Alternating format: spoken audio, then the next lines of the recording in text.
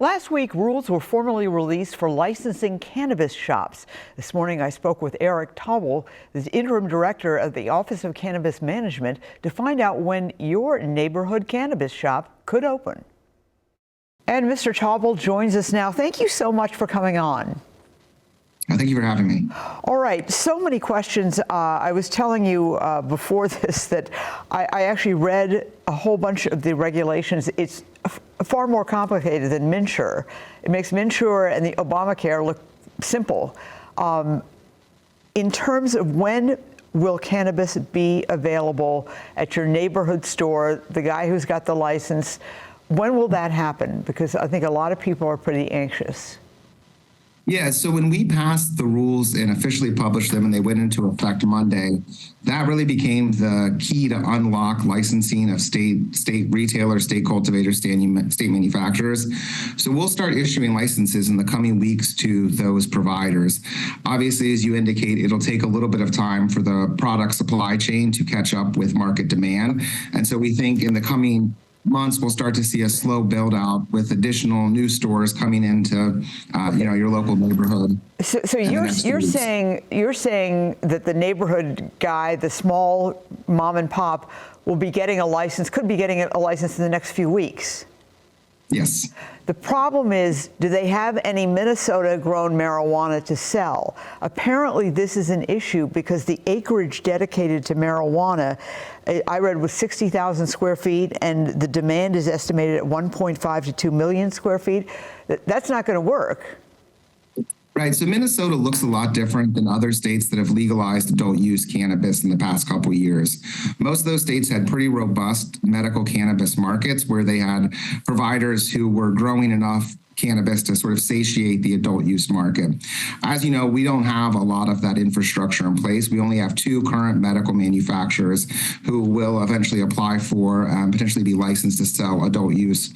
We also have a unique feature in Minnesota where we have tribal partners who are engaged in cannabis cultivation. When they sign into compacts with the state government, they'll be able to sell cannabis into the state market. But we do anticipate it's going to take a little bit of time for us to build up the acreage necessary to meet the market demand, but that also creates opportunity for smaller growers and smaller businesses who are just starting out to be able to be part of that demand meeting. I guess what I want to know is when, let's say, somebody in my neighborhood gets a license in the next few weeks, when would I or my neighbors be able to actually go there and purchase cannabis? Is that going to happen in the next few months, or are we that far out because of the lack of supply of Minnesota cannabis?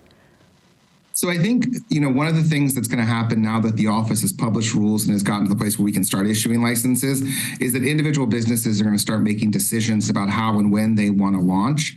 There'll certainly be available cannabis as cultivators come online to sort of supply the initial market, but it won't be a lot, and it'll require us to sort of have a little bit of patience as the market builds out. But I would anticipate as we get into the fall, we'll start to see a pretty robust cannabis market. Right, because I've lived in parts of the country where cannabis grows pretty easily, and it's a weed basically, so it seems to grow. It's a pretty hardy plant.